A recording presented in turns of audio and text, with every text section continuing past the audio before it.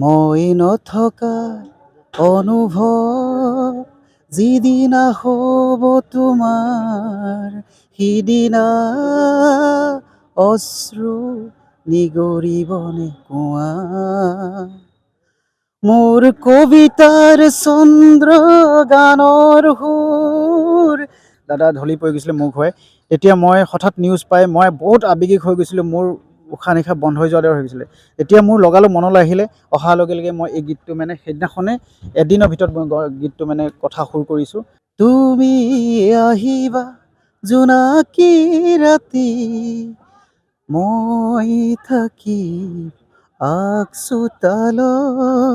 মৰমৰ শিল্পী জুবিন গাৰ্গ মৃত্যু হোৱাৰ পাছত এটা গানেই খুব চৰ্চিত হৈ পৰিছে, মই নথকাৰ অনুভৱ।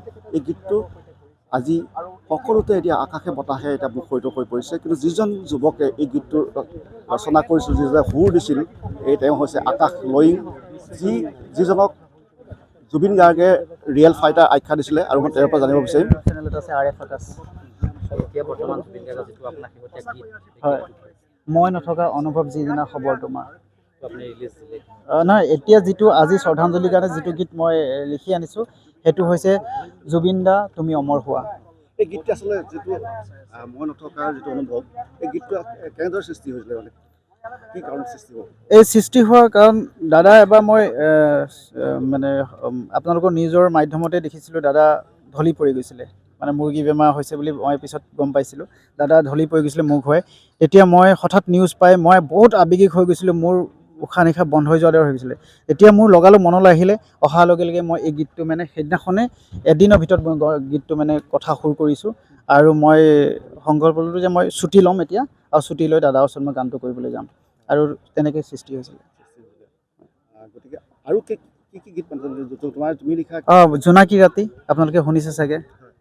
তুমি আহিবা জোনাকী ৰাতি, মই থাকিম আগচোতালত, শেৱালি জোপাৰ তলত।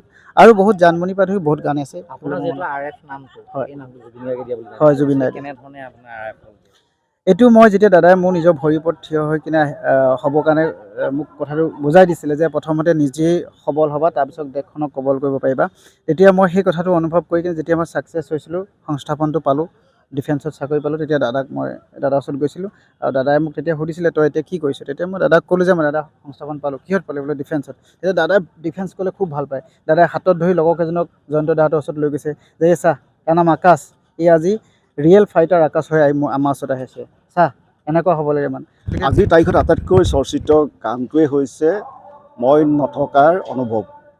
এই গানটো আপুনি স্ৰষ্টা, গতিকে আপোনাৰ মুখেৰে এই গানটো যিটো আপুনি সুৰ কৰিছে, আপোনাৰ মুখেৰে শুনিব বিচাৰিছোঁ।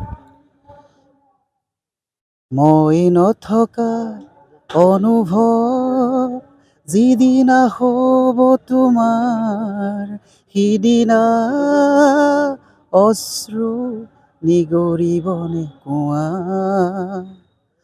মোৰ কবিতাৰ চন্দ্ৰ গানৰ সুৰ। যিহেতু সেই গানটো লিখা হৈছিলে যে মই নথকাৰ অনুভৱ, আজিৰ তাৰিখত জুবিন গাৰ্গ সঁচাকৈ নাই, এতিয়া অনুভৱটো কেনেকুৱা? এতিয়া অনুভৱ মোৰ তেতিয়াই অনুভৱ হৈছিলে, কিন্তু সকলো অনুৰাগী আৰু অসমৰ ৰাইজে নহয় দেশ বিদেশে আজি তেওঁক বুজি পাইছে, তেওঁক ভগৱানৰ আখ্যা দিছে। কিন্তু মই তেতিয়াই বুজি পাইছিলোঁ। ইয়াৰ পিছত নতুন সৃষ্টি কিবা আছে নেকি? নতুন সৃষ্টি আজি আহি আছে। আজি অলৰেডি আমি শ্ৰদ্ধাঞ্জলি এটি গীত মোৰ আহি আছে, জুবিন দা তুমি অমৰ হোৱা। মই লাষ্ট লাইন কেইটা অলপ গুণগুণাই দিম, লাষ্ট কেইটা গাই দিছোঁ।